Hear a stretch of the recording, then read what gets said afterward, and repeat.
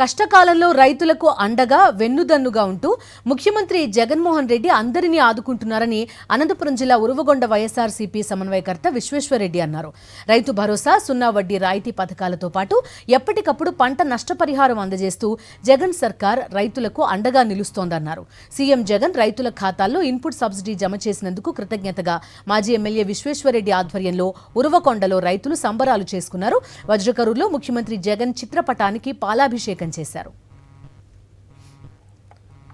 జగన్మోహన్ రెడ్డి గారు input subsidy, అదేవిధంగా అధిక వర్షాలకు నష్టపోయినటువంటి పండ్ల తోటలు, ఇతర పంటలు కూడా ఇన్పుట్ సబ్సిడీ ఇవ్వడం అనేటువంటిది చాలా సంతోషకరమైనటువంటి విషయం. దాదాపు 1296 కోట్ల రూపాయలు రైతులకు ఈరోజు జమ చేయడం అనేటువంటిది ఈ కరువు సమయంలో రైతులకు చాలా ఉపయోగకరమైనటువంటిది. చుక్కల భూములకు అన్నింటికీ కూడా రైతులకు ఇబ్బందులు లేకుండా హక్కులు కల్పించడం, అదేవిధంగా అసైన్మెంట్ ల్యాండ్స్, డీకేటీ ల్యాండ్స్, వీటన్నిటిపైన కూడా వాళ్ళపై రైతులకు పూర్తి హక్కులు ఇచ్చి వాళ్ళని ఎంతో ధైర్యాన్ని ఇచ్చారు జగన్మోహన్ రెడ్డి గారు.